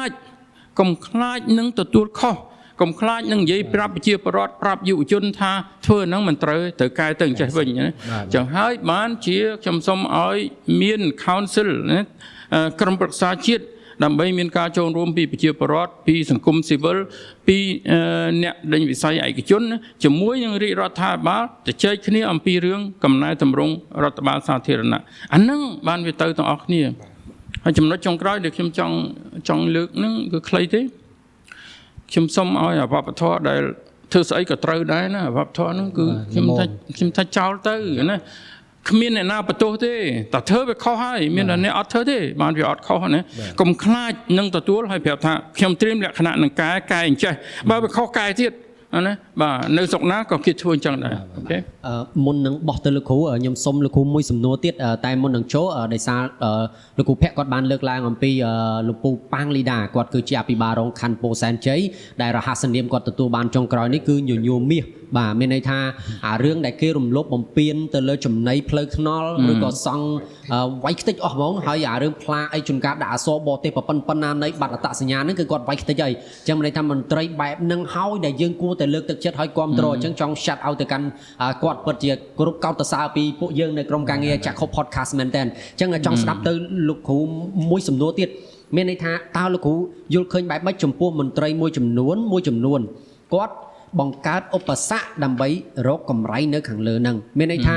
បើសិនជាទៅអត់អីទេធ្វើតាមរដ្ឋបាលធម្មតាទៅបើយើងចេះអត់បញ្ហាទេគ្រាន់តែថាយើងយូរបន្តិចទៅយើងមាន delay បន្តិចទៅឬក៏បើសិនជាយើងមាននេះមាននោះទៅវាអាចនឹងលឿនជាងនេះបន្តិចទៅមានន័យថាពេលខ្លះអាចនឹងឧបសគ្គច្រើនជាងនឹងដែលយើងពិបាកនឹងនិយាយនៅក្នុង podcast នេះអញ្ចឹងក៏រដ្ឋាភិបាលក៏ប្រើវិធានការនៅក្នុងការវះកាត់ដែរតើលោកគ្រូយល់ឃើញបែបម៉េចចំពោះមន្ត្រីអសកម្មទាំងអស់ហ្នឹងតើយើងគួរតែធ្វើបែបម៉េចដើម្បីឲ្យកាន់តែពន្លឿននៅកំណែតម្រង់រដ្ឋបាលសាធារណៈរបស់យើងឲ្យមានប្រសិទ្ធភាពតែម្ដងលោកគ្រូអញ្ជើញខ្ញុំខ្លីទេដើម្បីឆ្លើយហ្នឹងខ្ញុំថារដ្ឋាភិបាលបានចាប់ផ្ដើមធ្វើរួចមកហើយជាពិសេសខ្ញុំទៅសើក្រសួងមហាផ្ទៃមែនទែនក្រសួងឯទៀតប្រហែលជាគេធ្វើកិច្ចការផ្ទៃក្នុងប៉ុន្តែអត់មានប្រាប់សាធារណជនជាចំហទេចំណែកក្រសួងមហាផ្ទៃនៅពេលដែលសាធារណមតិនៅក្នុងតាម Facebook ហ្នឹងតិធានមន្ត្រីអសកម្មចេះចុះអីគឺថា ប្រហែលថ្ងៃក្រោយមកគាត់ចាត់ការភ្លាមហើយគាត់បញ្ចេញជាសាធារណៈថាបានចាត់ការមែនណាបាទដោយករណីថ្មីផ្កាយ3អីហ្នឹងណាបាទហ្នឹងគឺថាខ្ញុំថាប្រជាពលរដ្ឋណាលោកចង់ឃើញអញ្ចឹងលោកចង់ឃើញថាសម្ដីរបស់លោកដែលនិយាយទៅនឹងសូមឲ្យរដ្ឋនឹងស្ដាប់ផងហើយបើស្ដាប់សូមឲ្យមានជាចំណាត់ការបើសិនជាចំណាត់ការមិនធ្វើទេសូមបញ្ជាក់ប្រាប់មកវិញណាព្រោះមិនជាប្រវត្តិទៀមទាទៅសិតតែត្រូវទាំងអស់ទេប៉ុន្តែអ្វីដែលធ្វើបានត្រូវធ្វើអ្វីដែលធ្វើមិនបានត្រូវប្រាប់ជាប្រវត្តិវិញថាហេតុអីបានជាធ្វើអត់បានណាចឹងហើយបានជាខ្ញុំថាមន្ត្រីណាដែលអសកម្មមន្ត្រីណាដែលខលខូចមន្ត្រីណាដែលធ្វើបានប្រជាប្រវត្តិល្មមដល់ពេលហើយកុំទុកទៀតបាទកុំទុកទៀតដកទៅឲ្យគាត់ធ្វើអីធ្វើទៅបាទអាហ្នឹងជាឧទាហរណ៍ដែលក្រសួងមហាផ្ទៃធ្វើមកទាំងប្រមាណហ្នឹងត្រូវទាំងពង្រីកឧទាហរណ៍បែបហ្នឹងឲ្យមានវិសាលភាពធំជាងហ្នឹងហើយខ្ញុំសូមឲ្យក្រសួងទៀតជាពិសេសក្រសួងយុទ្ធភ័ណ្ឌហ្នឹងល្មមដល់ពេលដែលគួរតែចាត់ការឥឡូវហ្នឹងចាប់ផ្ដើមណាចាប់ផ្ដើមមានករណីខ្លះហើយដែលខ្ញុំសរសើរឲ្យដំកែតរដ្ឋសារថ្មីហ្នឹងប៉ុន្តែនៅច្រើនណាបាទនេះគ្រាន់តែជាតិចតួចមួយទេមិននៅធ្វើច្រើនទៀតបើមិនចឹងទេយុទ្ធធម៌សង្គមហ្នឹងជាប្រវត្តិចាំតែទឹកភ្នែកទេពាក់ព័ន្ធជាមួយនឹងបញ្ហាផ្លូវថ្នល់កាលពីប្រហែលថ្ងៃមុនខ្ញុំឃើញអេដាមដែលគាត់ជាអភិបាលខេត្តកំពង់ស្ពឺឈៀមសុភ័ណ្ឌគាត់បានលើកឡើងថាបញ្ហាផ្លូវថ្នល់ហ្នឹងឃើញតែគេបន្ទោសអភិបាលខេត្តហ្នឹងមិនជួសជុលមិនអីចឹងទៅហើយតាមពិតទៅវាពាក់ព័ន្ធជាមួយនឹងមន្ទីរអភិវឌ្ឍជនបទវាពាក់ព័ន្ធជាមួយនឹងក្រសួងសាធារណការគម្រោងខ្លះគាត់ចង់ធ្វើហើយក៏ប៉ុន្តែខាងមន្ទីរនោះគេដេញប្រជិចបានថាចាំសិនទៅអញ្ចឹងក៏គាត់ចាំទៅគាត់អត់ហ៊ានជួសជុលទេរឿងទី2ដោយសារតែគាត់អត់លុយគាត់ថាបើមានលុយគាត់ធ្វើហើយដល់ពេលអញ្ចឹងទៅបញ្ហាផ្លូវថ្នល់ក៏នៅតែអស់បន្លាយពេលវេលាហើយมันមានដំណោះស្រាយផ្លូវថ្នល់ខ្លះលពូឬក៏ប្រិយមិត្តបានដឹងហើយគឺខេត្តមួយចំនួនគឺខូចយកតែមែនតែហ្មងលេងចង់ពីអាណត្តិហើយរបស់អភិបាលខេត្តឯងនៅមិនទាន់អាចដោះបានអញ្ចឹងតើយើងគួរតែមានកំណែទម្រង់បែបម៉េចដើម្បីឲ្យបញ្ហារដ្ឋបាលសាធារណៈពាក់ព័ន្ធជាមួយនឹងបញ្ហាសេវាកម្មផ្លូវថ្នល់នេះអាចត្រូវបានដោះស្រាយបានបាទក្រុមជើងលោកគ្រូខ្ញុំដូចដែលបងអូននិយាយនៅក្នុងសំណួរស្រាប់មកហើយណាបាទវាមានតាក់ទងទៅនឹងសហប្រតិបត្តិការរវាងមន្ទីរជាច្រើនដែលត្រូវធ្វើការរួមគ្នានោះក៏ប៉ុន្តែតាមបទពិសោធន៍ផ្ទាល់របស់ខ្ញុំសហប្រតិបត្តិការរវាងមន្ទីរហ្នឹងគឺតែងតែឈរនៅលើគោលការណ៍2ហើយគោលការណ៍2ហ្នឹងគឺថាមិនសូវស្រួលសម្របសម្រួលមកនេះគោលការណ៍ទី1គឺថាគោលការណ៍ផលប្រយោជន៍បាទណាគោលការណ៍ទី2គោលការណ៍អំណាចថាបើសិនជាខ្ញុំត្រូវចាយលុយ$1 លានណាបាទតើអ្នកណាជាអ្នកម្ចាស់អ្នកចាយលុយអ្នកបោះបៀណាបាទតើអ្នកណាមានសិទ្ធិដើម្បីនឹងចាយរឿងទាំងអស់ហ្នឹងណាបាទទី2បញ្ហាសម្របសម្រួលគម្រោងបាទជាប្រវត្តិតែងតែតិទៀនថាលូបាទកាយផ្លូវដាក់លូកាយលូដាក់ផ្លូវហ្នឹងណាបាទអាហ្នឹងគឺជាប្រវត្តិមើលទៅវាអញ្ចឹងមែនគឺថាផ្លូវអង្កលដែលមិនទាន់ធ្វើមិនព្រមដាក់លូទេដល់អាធ្វើចាក់ស៊ីម៉ងឲ្យឡើងស្អាតហើយចាំទៅកោះកាយវិញហើយចាំដាក់លូណាបាទក៏ប៉ុន្តែតាមដែលខ្ញុំធ្វើការស្រាវជ្រាវទៅវាមិនងាយស្រួលអញ្ចឹងទេណាបាទព្រោះអថវិកាសម្រាប់ឲ្យធ្វើផ្លូវនោះវាមកមុនណាបាទវាមកមុនទៅម្ល៉េះហើយគេដើម្បីនឹងគេទៅធ្វើអាកន្លែងផ្សេងទៀតបានគេទៅប្រហើយពេលហ្នឹងរួចធ្វើហ្នឹងវាតលតែរដូវប្រាំងតែកាលណាចាំរដូវភ្លៀងអត់បានទេណាបាទដល់អញ្ចឹងហើយបានបញ្ញាប់ញ៉ាល់ធ្វើចាំខាងលូនោះអត់បានទេប៉ាន់ខាងលូនោះគាត់អត់មានគឺថាបញ្ហាប្រឈមនៅក្នុងរឿងប្រាំងឬវស្សាទេណាបាទតកាលណាលុយធ្លាក់មកដល់អានឹងបានគាត់ដាក់បានណាដូច្នេះអាការសម្របសម្រួលរវាងមន្ទីរហើយមន្ទីរនឹងគឺរញ៉េរញ៉ៃខ្លាំងមែនតែម្ដងដោយសាររឿងផលប្រយោជន៍ណាបាទតកាលណាផលប្រយោជន៍វាអត់ទាន់ដល់ផលប្រយោជន៍វាអត់ជុំគ្នាណាគេធ្វើបន្តិចបន្តួចទៅវាអត់មានផលប្រយោជន៍ច្រើនទេនៅក្នុងរឿងហ្នឹងអញ្ចឹងហើយបានជាខ្ញុំគិតថាមិនធ្វើមិនបានទេធ្វើបានតលតែមានក្រិតក្រមច្បាស់លាស់ដើម្បីនឹងធានាសហប្រតិបត្តិទាំងពីរហ្នឹងសហប្រតិបត្តិការរវាងមន្ទីរហើយនិងមន្ទីរហ្នឹងហើយដេញគេហៅកាយដេសាហ្នឹងគឺថាសភៅដែលការទៅធ្វើពេលណាអ្នកធ្វើអីហ្នឹងត្រូវច្បាស់លាស់តែម្ដងប៉ុន្តែកត្តាចាំបាច់ខ្ញុំស្ដាប់លោកហៀងមិញខ ខ្ញុំថារដ្ឋសភារបស់យើងមិនដើរតួនាទីជាតំណាងរាស្ត្រមែនតើទេឥឡូវហ្នឹងណាបាទខ្ញុំមើលរាល់ថ្ងៃខ្ញុំថា Facebook ទេដែលដើរតួជាតំណាងរាស្ត្រពិតប្រាកដណាបាទពួកពលរដ្ឋមានការអីក៏អត់មានទៅស្រែកប្រាប់តំណាងរាស្ត្រទេជួនកាលតំណាងរាស្ត្រហ្នឹងក៏អត់ដឹងថាពីណាទៅទៀតណាបាទគាត់ស្រែកនៅលើ Facebook ហើយមន្ត្រីដែលមើលគឺថាមើលនៅក្នុង Facebook ណាបាទអញ្ចឹងហើយបានជាចង់សម្ដេចឬមួយសម្ដេចធិបតីអីនិយាយទៅបាទមន្ត្រីនៅក្រៅហ្នឹងគឺចុចរហូតអូ Facebook រហូតណាបាទបើគាត់ខ្លាចប៉ះពាល់របស់គាត់ខ្លួនគាត់ណាបាទអញ្ចឹងហើយបានជាខ្ញុំយល់ថាតួនាទីរបស់ប្រជាពលរដ្ឋជារបស់យុវជនដូចជា podcast ថ្ងៃនេះអញ្ចឹងបាទតួនាទីហ្នឹងហើយដែលជំនួសដែលដើរតួនាទី check and balance ណាបាទតួនាទីនឹងហើយដែលជាតួនាទីពិតប្រាកដដែលសម្លេងរបស់ប្រជាពលរដ្ឋថាកន្លែងណាខុសកន្លែងណាត្រូវគ្រាន់តែថាពេលដែលយើងស្រែកយើងត្រូវមានផុសតាងហើយយើងត្រូវមានការតាមដានទៅទៀតថាយើងស្រែកទៅកន្លែងណាមានប្រសិទ្ធភាពកន្លែងណាអត់មានប្រសិទ្ធភាពណាបាទដូច្នេះហើយការធ្វើទាំងអស់នោះវាមិនងាយស្រួលទេអាស្រ័យវាស្រួលណាប៉ុន្តែតាមដានដើម្បីឲ្យមានប្រសិទ្ធភាពហ្នឹងអានឹងជារឿងមួយផ្សេងទៀតណាបាទប៉ុន្តែចុងបញ្ចប់ខ្ញុំគ្រាន់តែចង់បញ្ជាក់ចេះថាខ្ញុំស្ញើមែនតើព្រោះជំនាន់ខ្ញុំមិនមែនជាជំនាន់អ៊ីនធឺណិតឬមួយជំនាន់ Facebook ទេណាខ្ញុំអត់ធំនឹងក្តីឡើងជាមួយនឹង Facebook ទេប៉ុន្តែជំនាន់បងប្អូនជាជំនាន់ហ្នឹងខ្ញុំស្ញប់ស្ញែងនឹងយុវជនខ្មែររបស់យើងហើយនឹងប្រជាពលរដ្ឋជាទូទៅមែនតើណាបាទដែលពីមួយថ្ងៃទៅមួយថ្ងៃខ្ញុំសង្កេតឃើញថាអ្វីដែលគាត់លើកមកនោះមានអំណះអំណាងមានភ័ស្តុតាងច្បាស់លាស់ហ្មងគាត់អត់ចង់ឲ្យរដ្ឋាភិបាលចោទគាត់ថាគិតតែពីវាយប្រហារគិតតែពីវាយប្រហារណាគណៈសម្លេងគណៈបពប្រឆាំងគាត់អត់ចិត្តអញ្ចឹងម្ល៉េះហើយគាត់ធ្វើតួនាទីជាប្រជាពលរដ្ឋពិតប្រាកដតែម្ដងបាទរួចហើយនៅពេលដែលគាត់ស្រែកហ្នឹងខ្ញុំឃើញពីប្រហែលឆ្នាំមុនគឺថាសម្ដីសម្ដៅស្ដាប់បាក់ស្ដាប់មែនតើណាប៉ុន្តែឥឡូវសម្ដីសម្ដៅគឺថាគួរឲ្យស្រឡាញ់មែនតើមានការថ្លឹងថ្លែងណាលើកហេតុលើកផលគ្រប់ជ្រុងជ្រោយណាមិនយកតែម្ខាងឬមួយតែម្ខាងទេណាបាទហើយនៅក្នុង comment ដែលខ្ញុំចូលចិត្តចូលទៅអានហ្នឹងគឺថាវាមានតុល្យភាពមែនតើហ្មងអ្នកដែលតិចទៀនក៏ដាក់អ្នកដែលគ្រប់គ្រងក៏ដាក់ណាហើយអ្នកខ្លះទៅគឺថាគេសង្យោគរវាងទាំងពីរហ្នឹងណាដូច្នេះខ្ញុំថាបើសិនជាប្រជាពលរដ្ឋរបស់យើងនៅធ្វើតែអញ្ចឹងតទៅទៀតទៅខ្ញុំថាយើងដើរតួនាទីសំខាន់ណាស់ដើម្បីនឹងអភិវឌ្ឍប្រទេសជាតិហើយការអភិវឌ្ឍហ្នឹងវាប្រកបជានៅក្នុងដៃរបស់ប្រជាពលរដ្ឋពិតប្រាកដមែនទែនបាទខ្ញុំសុំមកសំណួរទៀតដែរលោកគ្រូមិញបានលើកឡើងថាសភាបច្ចុប្បន្នហាក់ដូចជាមិនបានដើរតួនាទីជាអ្នកតំណាងរាស្ត្រឲ្យប្រជាពលរដ្ឋទេស្ដាប់ទុកកង្វល់គាត់ទេតែសង្គម Facebook ទេតើបច្ចុប្បន្នគ្នាវាតឹងទ្រូងប្រជាពលរដ្ឋពេលខ្លះគាត់តបប្រមល់គាត់ឃើញមកទោសទៅចុះលោកគ្រូផ្លូវ2004រយៈពេល5ឆ្នាំហើយតាំងពីខ្ញុំសឹកទៅលេងបាល់ធ្វើរហូត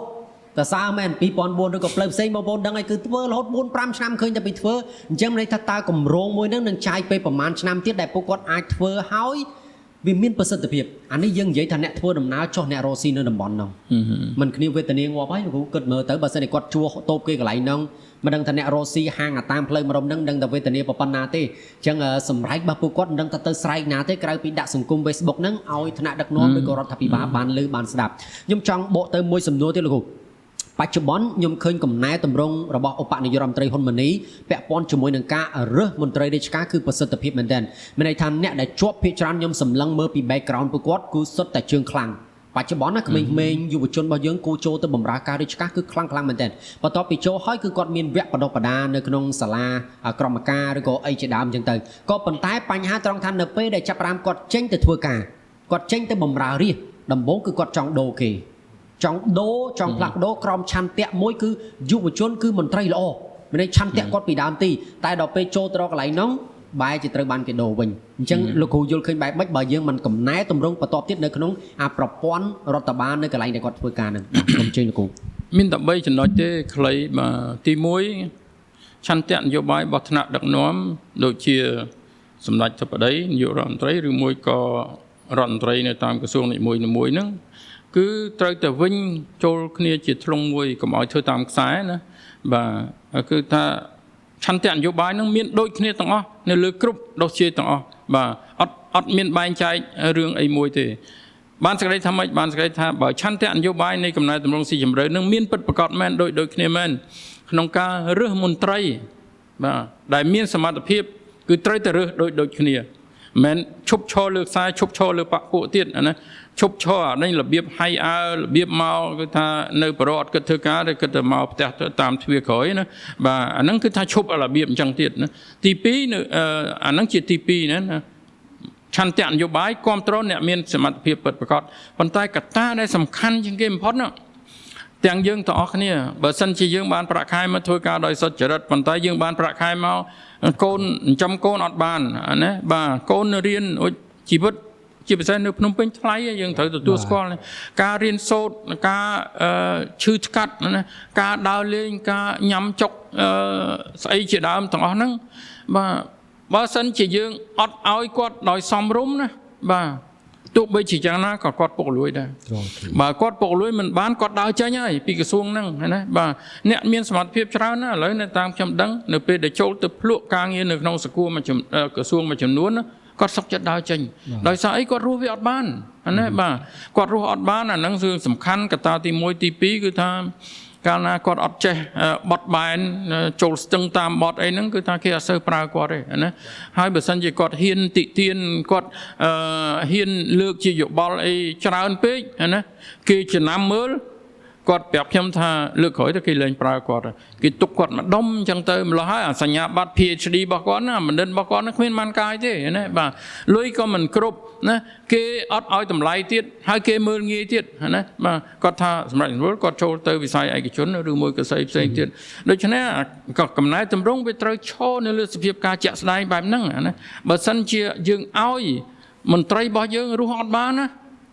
គ្មានកំណែតម្រង់ណាមានប្រសិទ្ធភាពទេចឹងហើយម្ដងហើយម្ដងទៀតខ្ញុំនៅតែសរសើរសង្ឃពូហើយនៅសរសើរលីគួនយូចឹងនៅពេលដែលគាត់ចាប់ផ្ដើមធ្វើភ្លាមបាទគោលដៅទី1របស់គាត់គឺថាមន្ត្រីរាជការត្រូវតែមានប្រាក់ខែគ្រប់គ្រាន់ខ្ពស់ចឹងហ្មងបាទរហូតដល់ច្រើនពេកទៅក្រោយកូវីដណាបាទគាត់កាត់បន្ថយមកទិញទៀតដើម្បីតម្រឹមជាមួយវិស័យឯកជនកុំឲ្យលើសពីវិស័យឯកជនពេកក៏ប៉ុន្តែមន្ត្រីរបស់គាត់ណាមួយក៏រស់ដោយមានកិត្តិយសណាបាទដរាបណាយើងឈានអត់ដល់ចំណុចនោះទេណាបាទយើងមិនអាចដៃឆក់របស់រដ្ឋាភិបាលមិនអាចតាក់ទាញមន្ត្រីល្អបានទេបាទហើយបើសិនជាយើងឲ្យប្រាក់ខែគាត់ច្រើនមិនកើតបើមន្ត្រីរបស់យើងរាប់ពាន់រាប់ម៉ឺនអ្នកអញ្ចឹងណាបាទវាទាល់បង្រួមមកតូចឲ្យខ្លឹមបានយើងឲ្យដេញប្រាក់ខែខ្ពស់ទៅម្នាក់នឹងបានណាហើយនៅពេលដែលគាត់ធ្វើការហើយចឹងហើយបានខ្ញុំចូលចិត្តយកឧទាហរណ៍របស់លោកប្អូនប៉ូលីដាយកមកនិយាយណាបាទនៅពេលដែលគាត់ធ្វើហើយណាប្រជាពលរដ្ឋគេស្រែកនៅក្នុង Facebook ហើយថ្នាក់លើនោះណាបាទទទួលស្គាល់ភ្លាមហើយគាត់ទៅជួបភ្លាមទៅសើភ្លាមណាបាទដើម្បីសិនដើម្បីផ្ញើ message ហ្នឹងទៅទៀតថាណែអានេះហើយដែលរាជរដ្ឋាភិបាលត្រូវការណាឲ្យវាឃើញច្បាស់អញ្ចឹងណាបាទអាហ្នឹងបានឆ្លើយទៅគ្រូខៀងមិញថាយើងឈប់ដើរយឺតទៀតព្រោះស្ថានភាពវាតម្រូវឲ្យយើងកែតម្រង់លឿនជាងមុនឆ្ងាយណាបាទសុំការយកឃើញបងលោកគ្រូដូចគ្នាតើតើបើសិនជាសួរថាកំណែតម្រង់បើយើងគួរតែធ្វើកំណែពីលើចុះមកក្រោមឬក៏ពីក្រោមឡើងទៅលើហើយតើតើនឹងការបញ្ហានៅខាងក្រោមបញ្ហាមួយចំនួនគឺជាបញ្ហាថ្នាក់ខាងក្រោមគាត់ធ្វើឯងប៉ុន្តែគាត់ហាក់បីដូចជាអត្តសកម្មបញ្ហាខ្លះតតែនាយករដ្ឋមន្ត្រីសេកទើបពួកគាត់ទៅធ្វើពួកតាមពិតអាហ្នឹងតាមពិតជាកាតព្វកិច្ចរបស់ពួកគាត់អ្នកផ្ដល់សេវាកម្មហ្នឹងឲ្យប្រជាពលរដ្ឋទេប៉ុន្តែហេតុអីចាំបាច់ដល់ទៅថ្នាក់ដល់អ្នកមានអំណាចខ្លាំងឬក៏ដល់នាយករដ្ឋមន្ត្រីប្រធានព្រឹទ្ធសភាស្រ័យទើបពួកគាត់ទៅធ្វើហាកំណែតម្រង់ហ្នឹងយើងគួរធ្វើពីលើចុះមកក្រោមឬក៏ពីក្រោមឡើងទៅលើហើយនៅពេលខណៈពេលដែលអ្នកខាងលើហ្នឹងមានអំណាចធំប៉ុណ្ណឹងវាអញ្ចឹងយើងធ្វើមិនទៅកំណែតម្រង់ខ្ញុំអត់គិតថាទៅធ្វើពីលើចុះក្រោមឬមួយក៏ត្រូវធ្វើពីក្រោមទៅលើទេបាទខ្ញុំគិតថាត្រូវធ្វើទាំងពីរបាទទោះបីជាយើងចង់ក៏ដោយមិនចង់ក៏ដោយបាទខ្ញុំលើកយកឧទាហរណ៍ដូចជាវិមជ្ឈការហើយនៅវិស័យមជ្ឈការបាទហើយនៅក្នុងវិមជ្ឈការនិងវិស័យមជ្ឈការហ្នឹងគោលនយោបាយហ្នឹងគឺថាឲ្យរួមបញ្ចូលទាំងការបោះឆ្នោតក្រុមប្រឹក្សាគុំសង្កាត់នៅក្នុងនឹងដែរ រឿងទាំងអស់ហ្នឹងកើតឡើងនៅពេលដែលខ្ញុំធ្វើការនៅក្នុងទីស្តីការគណៈរដ្ឋមន្ត្រីហើយនឹងក្រសួងមហាផ្ទៃក្នុងឋានៈជាទីប្រឹក្សារបស់សម្ដេចសខេងហ្នឹងគឺថាយើងបានគិតពីជំនាន់នោះហើយទស្សនៈរបស់គាត់គឺមិនអាចយកប្រជាធិបតេយ្យមកដាក់នៅក្នុងប្រទេសមួយដែលរត់តបាយញ៉ាំគ្មានបានផងហើយចេញពីសង្គ្រាមមកដឹងតែឆ្លោះគ្នាណាបកពួកនិយមស្អីហ្នឹងគឺថាប្រជាធិបតេយ្យបែបប្រចាំប្រទេសដែលអន្តៈនាំយកមកហ្នឹងវាជាដំណោះស្រាយដើម្បីបញ្ចប់សង្គ្រាមប៉ុន្តែវាមិនមែនជាដំណោះស្រាយអភិវឌ្ឍធនធានមនុស្សឬមួយប្រទេសជាតិទៅតាមបែបប្រជាធិបតេយ្យទេណាបាទវាជាបញ្ហាអន្តរកាលចឹងហើយបានជាគាត់មើលទៅឃើញយល់ថាគោលនយោបាយវិមជ្ឈការនិងវិសហមជ្ឈការហ្នឹងគឺដើម្បីនឹងឲ្យប្រជាពលរដ្ឋនឹងរៀនធ្វើជាម្ចាស់ការខ្លួនឯងដើម្បីនឹងហ៊ានស្រែកតវ៉ាបាទថាអ្វីដែលប្រជាពលរដ្ឋនឹងត្រូវការពួកប្រចាំឲ្យខាងលើនឹងបំពេញខាងលើនឹងអត់មានពេលបំពេញគេគិតតែផលប្រយោជន៍ខ្លួនគេគិតតែមុខមាត់តួនាទីអំណាចរបស់គេណាបាទដូច្នេះត្រូវឲ្យសម្លេងរបស់ប្រជាពលរដ្ឋពីក្រៅមកនឹងស្រែកទៅលើណានៅពេលដែលធ្វើចឹងហើយចំពោះខ្ញុំដើរច្រើនប្រទេសទៅខ្ញុំនៅតែយល់ថាដេញការបោះឆ្នោតក្រុមប្រឹក្សាឃុំសង្កាត់របស់កម្ពុជានឹងគឺជាដេញច្បាប់បោះឆ្នោតមួយដែលមានលក្ខណៈល្អពិសេសណាព្រោះធ្វើឲ្យគណៈបកទាំងអនបាលមកហ្នឹងអង្គុយធ្វើការជាមួយគ្នាដើម្បីនឹងបម្រើប្រជាពលរដ្ឋចែកតួនាទីរបស់គ្នាចែកអំណាចចែកស្អីហ្នឹងហើយដណ្ដើមគ្នាដើម្បីបម្រើប្រជាពលរដ្ឋមែនវាជាប្រព័ន្ធសមមាត្រមែនក៏ប៉ុន្តែសមមាត្រដែលមានលំនាំរបៀបជាឯកតនាមបាទបានសេចក្តីថាអ្នកឯងធ្វើល្អខ្ញុំមើលឃើញអ្នកឯងខ្ញុំបោះឆ្នោតឲ្យអ្នកឯងនៅតាត់ក្រោយអាណត្តិក្រោយទៀតក៏ប៉ុន្តែវាមានគ្រោះថ្នាក់ដោយសារបញ្ហានយោបាយនៅថ្នាក់លើនៅពេលដែល CNP ហ្នឹងគាត់ធ្វើទៅហើយនយោបាយវាបបធរសន្តានាហ្នឹងវាបរាជ័យនៅ2014ទៅណាបាទចឹងហើយបានជាវាលែងមានគណៈបកប្រឆាំងនៅក្នុងក្រុមប្រឹក្សាឃុំសង្កាត់បើសិនជាមានគណៈបកប្រឆាំងនៅក្នុងក្រុមប្រឹក្សាឃុំសង្កាត់វាមិនមែនជារឿងនយោបាយទៀតទេវាជាការបកែកប្រណាំងគ្នាដើម្បីបម្រើប្រជាពលរដ្ឋពិតប្រាកដចឹងហើយបានជាវាមានដេញគោលនយោបាយវិមជ្ឈការវិសហមជ្ឈការហើយនឹងដេញកម្មវិធីដូចជាច្រកចេញចូលតែមួយណាដូចជាគណនេយ្យភាពសង្គមបាទដូចជាស្អីៗទាំងអស់ហ្នឹងសិតតែជាការសាកល្បងដើម្បីឲ្យប្រជាពលរដ្ឋហ្នឹងគាត់ម្ចាស់ការដោយខ្លួនឯងនៅក្នុងរឿងទាំងអស់ហ្នឹងប៉ុន្តែយើងឃើញស្រាប់ហើយគឺថាកំណែតម្រង់បែបហ្នឹងដែលមានឆន្ទៈនយោបាយពិតប្រាកដគ្រាន់តែបន្តិចជួយប៉ុណ្ណឹងសោះត្រូវការពេល20ឆ្នាំទម្រាំវាដើរចេញទៅបានដូច្នេះហើយបានជានៅក្នុងពេលដែលខ្ញុំនៅមានជីវិតនៅឡើយខ្ញុំអត់មានការសម័យចង់ឃើញពួកខ្ញុំដឹងថាអត់ដែរទៅរួចទេក្នុងពេលវេលាប៉ុណ្ណឹងបាទខ្ញុំគិតថា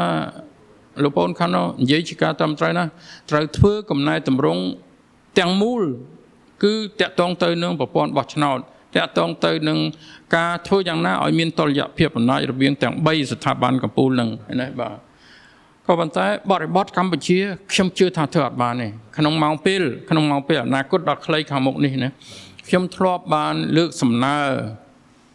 ទៅថ្នាក់ដឹកនាំរបស់រាជរដ្ឋាភិបាលជាពិសេសតាក់ទងនឹងច្បាយខេត្តតាក់ទងនឹងច្បាយក្រុងភ្នំពេញណាបាទហើយមានកន្លែងខ្លះច្បាយស្រុកនៅពេលដែលធំបាទសេវាដល់នោះខ្ញុំសូមកុំឲ្យយកប្រព័ន្ធបោះឆ្នោតតាមបែបសមមាត្រសូមឲ្យយកប្រព័ន្ធបោះឆ្នោតជាឯកតនាមណាដើម្បីឲ្យប្រជាពលរដ្ឋបោះគាត់បោះឲ្យអ្នកណាដែលបម្រើរបស់គាត់ខ្ញុំលើកយកឧទាហរណ៍ដូចខណ្ឌពោធិ៍សែនជ័យបើសិនជាបោះឆ្នោតឯកតនាមបាទគឺប៉ូលីដាហ្នឹងនឹងជាប់ភ្លាមអំពេចបាទហើយអាហ្នឹងខ្ញុំចេះតែនិយាយជាមួយថ្នាក់ដឹកនាំថាបើសិនជាយើងស្រឡាញ់ពិតប្រាកដរាជពិតប្រាកដមែនជាពលរដ្ឋពិតប្រាកដមែនអត់ដេញ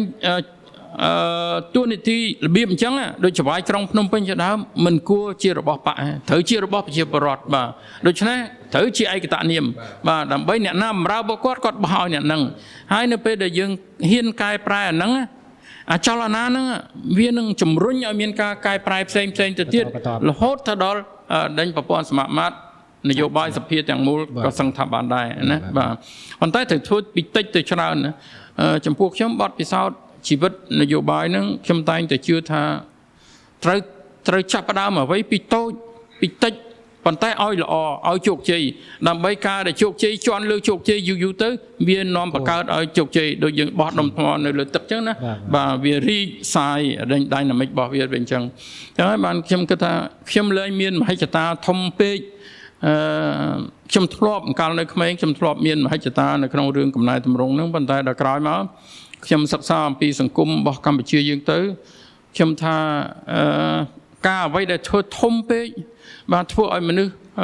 សង្ឃឹមខ្លាំងបាក់ទឹកចិត្តក៏ខ្លាំងហើយលែងចង់ធ្វើអ្វីទាំងអស់នេះជាបទពិសោធន៍ផ្ទាល់តែម្ដងបាទអញ្ចឹងហើយបានជាខ្ញុំគិតថាជាមួយនឹងកម្លាំងយុវជនសពថ្ងៃប្រជាពលរដ្ឋដែលកាន់តែចេះដឹងកាន់តែមានព័ត៌មានសពថ្ងៃហើយដែលបំផ្លែង Facebook និងបណ្ដាញសង្គមនឹងឲ្យคล้ายទៅជាសភាផ្ទាល់ខ្លួនរបស់ប្រជាពលរដ្ឋទាំងមូលខ្ញុំគិតថាអស្ចារ្យណាស់សម្រាប់ខ្ញុំអត់លោភលើសពីនឹងទៀតទេក៏ប៉ុន្តែខ្ញុំសូមឲ្យកម្លាំងហ្នឹងគឺថាខ្ញុំធ្វើការជាមួយនឹងថ្នាក់ដឹកនាំរដ្ឋាភិបាលអត់មានចេញមុខចេញមាត់អីទេក៏ប៉ុន្តែឲ្យពួកគាត់ហ្នឹងស្ដាប់សម្លេងប្រជាពលរដ្ឋហ្នឹងហើយយកទៅធ្វើនៅពេលដែលធ្វើអាករណីអស់ទៅហ្នឹងបាទដែលលោកប្អូនហៅថាស្ករក្របហ្នឹងខ្ញុំផ្ទាល់ខ្លួនខ្ញុំអត់គិតថាជាស្ករក្របទេខ្ញុំគិតថាជាការបដូរទម្លាប់បាទជាការបដូរវប្បធម៌នយោបាយនៅក្នុងសង្គមខ្មែរមួយដែលចេះគ្រប់អ្នកមានអំណាចគ្រប់អ្នកមានលុយណាបាទលែងហ៊ានស្រែកលែងហ៊ាននិយាយអីទាំងអស់នៅពេលដែលប្រជាពលរដ្ឋធ្វើជាសភារបស់ប្រទេសពិតប្រាកដណាបាទថ្នាក់ដឹកនាំមិនអាចបង្ងើយកន្តើយបានទេទោះបីមានគណៈបកតែមួយតែក៏គង់តែត្រូវការស្លឹកឆ្នោតដែរបាទទោះបីជាអត់មានគណៈបកប្រឆាំងនៅពេលបោះឆ្នោតក៏គេអាចគូសស្លឹកឆ្នោតសឲ្យដែរគូសស្លឹកឆ្នោតនេះឯងជាប់ឆ្នោតមែនដោយសារមានសម្លេងដោយសារអត់មានគណៈបកជំទាស់ណាតែតាកាលណាស្លឹកឆ្នោតសច្រើនពេកបានស្គាល់ថាអ្នកឯងដឹកនាំប្រទេសដោយភាគតិចហើយបាទជាប្រវត្តិអត់ចូលចិត្តទេណាបាទដូច្នេះអាការធ្វើបែបហ្នឹងវានាំឲ្យមានកំណែតម្រង់ពិតប្រាកដណាបាទឲ្យតែយើងធ្វើចឹងហើយបានជាខ្ញុំអត់ដែលស្គាល់ពលលោកប្អូនទេមែនទែនទៅណាបាទក៏ប៉ុន្តែនៅពេលដែលសម្លេងយុវជនបាទរួមគ្នាហើយចង់ធ្វើការកែតម្រង់វប្បធម៌នយោបាយនៅក្នុងសង្គមរបស់យើងខ្ញុំតែងតែឆ្លើយតបជានិច្ចទោះបីជាខ្ញុំរវល់ទោះបីជាផ្ទះខ្ញុំឆ្លើយយ៉ាងណាក៏ដោយពួកខ្ញុំជឿថាសម្លេងរបស់ប្រជាពលរដ្ឋរបស់យុវជនដែលចេះដឹងដែលភ្ញាក់រលឹកហ្នឹងបាទនៅពេលដែលផ្ដុំគ្នាទៅវាមានកម្លាំងដូចទឹកហូរដែលមិនអាចអ្នកណាទប់បានដាច់ខាតណាបាទខ្ញុំជឿលើសកម្មភាពបែបហ្នឹងណាបាទខ្ញុំលែងហ៊ានស្មើសម័យអីធំពេកហើយពួកខ្ញុំធ្លាប់ស្មើសម័យធំហើយបាក់ទឹកចិត្តណាបាទដោយអត់មានលទ្ធផលណាបាទអញ្ចឹងបានខ្ញុំសុខចិត្តយកជើងឈរជាប់ដីណាបាទហើយមើលឃើញការពិតហ្នឹងបាទហើយស្មើសម័យទូចបាទប៉ុន្តែពិតប្រាកដមែនណាបាទចង់ស្ដាប់លោកគូភ័ក្រដើម្បីជាការផ្ញើសារទៅកាន់យុវជនឬក៏ពាក្យពេចន៍មួយចំនួនទៅកាន់រដ្ឋាភិបាលផងដែរបាទខ្ញុំនៅតែខ្ញុំមានចំណុចតែពីរទេទីមួយខ្ញុំគិតថាកំណែតម្រង់ហ្នឹងខ្ញុំនៅតែហ៊ាននិយាយអញ្ចឹងកំណែតម្រង់ដែលរដ្ឋាភិបាលធ្វើម្នាក់ឯងមិនអាចលឿនហើយមិនអាចស៊ីជម្រៅបានទេកំណែតម្រង់ហ្នឹងត្រូវតែធ្វើរួមគ្នាបដំប្រសងដោយមានការទៅជែកជាលក្ខណៈតម្លាភាពជាមួយនឹងដៃគូអភិវឌ្ឍផ្សេងទៀតសង្គមស៊ីវិលហើយដេញវិស័យឯកជននិងដេញអ្នកវិនិយោគអ្នកណាដែលគេរងការឈឺចាប់នឹងអ្វីដែលមិនកែតម្រង់ហ្នឹងបាទបានជាគេសុំឲ្យមានការកំណែតម្រង់បាទហើយអាហ្នឹងត្រូវតែមានឆន្ទៈនយោបាយពិតប្រាកដបាទដើម្បីនឹងលើកស្ទួយមន្ត្រីរាជការមនុស្សដែលមានសមត្ថភាពហើយដែលហ៊ានធ្វើយើងកុំឃើញមន្ត្រីម្នាក់ដែលគាត់ហ៊ានធ្វើហ្នឹងគាត់មិនខ្លាចញញើតនៅក្នុងប្រព័ន្ធនយោបាយសប្តាហ៍ថ្ងៃហ្នឹងគាត់ហ៊ានធ្វើអញ្ចឹងគាត់ខ្លាចរាល់ថ្ងៃគាត់មិនដឹងថាតើគេធ្វើស៊ីគាត់ពេលណាណាស្អីពេលណាក៏ប៉ុន្តែគាត់ទ្រាំវាអត់បានណាបាទដូច្នេះហើយបានជាខ្ញុំគិតថាត្រូវតែថ្នាក់ដឹកនាំនឹងឈរជាមួយនឹងមន្ត្រីមានសមត្ថភាពរបស់ហ្នឹងដែលជ្រើសរើសការបម្រើប្រជាពលរដ្ឋហ្នឹងជាបេសកកម្មជីវិតរបស់គាត់ជាបេសកកម្មមុខងាររបស់គាត់ទី2សង្គ្រាមជាមួយថៃនឹងធ្វើឲ្យយើងភ្ញាក់ខ្លួនច្រើនប៉ុន្តែខ្ញុំជឿថាយើងដើរនៅលើផ្លូវត្រូវខ្ញុំជឿរឿងមួយពិតប្រាកដ ថាសិលធម៌បាទខ្ញុំនៅតែនឹកឃើញព្រះអង្គយកសនន្តាលោកទូលមានអញ្ចឹងថាត្រូវតែយើងឈរប្រកាន់នៅលើសច្ចភាពដំណាភាពមិនមែនជាសម្ដីអត់ប្រយោជន៍ទេត្រូវតែម្នាក់ខ្មែរម្នាក់ហ្នឹងគឺថាដាក់ជាកម្មវិធីជីវិតរបស់ខ្លួនឯងជីវិតប្រចាំថ្ងៃអាហ្នឹងដែលធ្វើឲ្យយើងស្រឡាញ់គ្នាទៅវិញទៅមកដែលធ្វើឲ្យយើងរក្សាសាមគ្គីភាពដែលធ្វើឲ្យយើងលះបង់អំពើពុករលួយគិតផលប្រយោជន៍រួមនឹងជាធំបាទអាហ្នឹងយើងអាចធ្វើបានបាទខ្ញុំលើកឧទាហរណ៍ជាក់ស្ដែងយើងមើលអ្នកនាំពាក្យខាងថៃហើយអ្នកនាំពាក្យរបស់ខ្មែរណាបាទអ្នកនាំពាក្យខាងថៃស៊ូវ៉ារីនិយាយផត្រឡប់ត្រលិនម្ដងជា2ដងយកអារូបថតរបស់ដេញគ្នាឈឺចង់ងាប់ណាបាទគាត់ថាយកអានឹងមកកែខ្សែប្រែទៅទេគាត់ថាអត់មានកសលបច្ច័យដេញពេលដែលយើងធ្វើកសលបច្ច័យជាមួយនឹងអ្នកសង្កេតការអាស៊ានអីទាំងអស់ហ្នឹងដូច្នេះហើយគាត់សារពលាបឯងនៅក្នុងរឿងនោះនិគមដេតថ្នាក់ដឹកនាំអ្នកនាំពាក្យរបស់ក្រសួងការបរទេសថៃបាទគាត់និយាយត្រឡប់ត្រលិនម្ដងចេះម្ដងចុះដោយសារប្រព័ន្ធនយោបាយនោះវាចកាច់ចកើអស់ហើយវាចគួតលួងអស់ហើយណាបាទហើយអាការដែលធ្វើអស់ហ្នឹងឥឡូវខ្ញុំហ៊ាននិយាយដល់ប៉ុណ្ណេះទៀតថៃកាន់តែទុកទីហ៊ាន18រូបរបស់ខ្មែរកាន់តែទុកកាន់តែយូរនឹងសម្លាប់ថៃខ្លួនឯងបាទទុកចោះបើមិនចង់បោះទេក៏មកដោះដូរណាប៉ុន្តែតើអ្នកមានអ្នកណាមួយឈឺមានអ្នកណាមួយស្លាប់អ្នកឯងត្រូវទទួលខុសត្រូវចំពោះមុខអន្តរជាតិចំពោះកម្ពុជាទាំងមូលមិនមែនស្រួលទេដែលអ្នកឯងធ្វើសពថ្ងៃហ្នឹងឥឡូវទុកចោះបាទចឹងហើយបានជាខ្ញុំគិតថាអ្វីដែលខ្មែរអាចធ្វើបានមានកម្លាំងខ្លាំងកុំដើរលើផ្លូវដែលថៃកំពុងតែធ្វើហើយអាហ្នឹងជាសារចុងក្រោយរបស់ខ្ញុំយុវជនខ្មែរចំនួនក្រោយបើសិនជាមានអានឹងដែលខ្ញុំហៅថាកម្លាំងផ្ទៃក្នុងយើងអាចប្រឈមនឹងគ្រោះថ្នាក់មកពីក្រៅបានគ្រប់បែបយ៉ាងទាំងអស់បាទហើយអានឹងហើយដែលឈានទៅរកកំណែតម្រង់ពិតប្រាកដព្រោះនៅពេលដែលយុវជនចំនួនក្រោយព្រោះកំណែតម្រង់ត្រូវការពេល20-30 ឆ្នាំទៀតបាទដូច្នេះជារឿងរបស់បងប្អូនដែលត្រូវកែពីឥឡូវបាទកែពីខ្លួនឯងចេញទៅដោយឈរនៅលើសិលធម៌សច្ចភាពតម្លាភាពបាទបើសិនជាធ្វើនឹងបានអាកម្លាំងផ្ទៃក្នុងនឹងហើយដែលវាជាចលករឲ្យកម្លាំងកំណែតម្រង់ដោយរួមទាំងកំណែតម្រង់ដេញសាធារណៈនឹងផងដើរលឿនទៅខ្លាំងលែងដើរមើលសើកដូចដើរទៀតហើយបាទនេះជាជំនឿមុតមមរបស់ខ្ញុំបាទ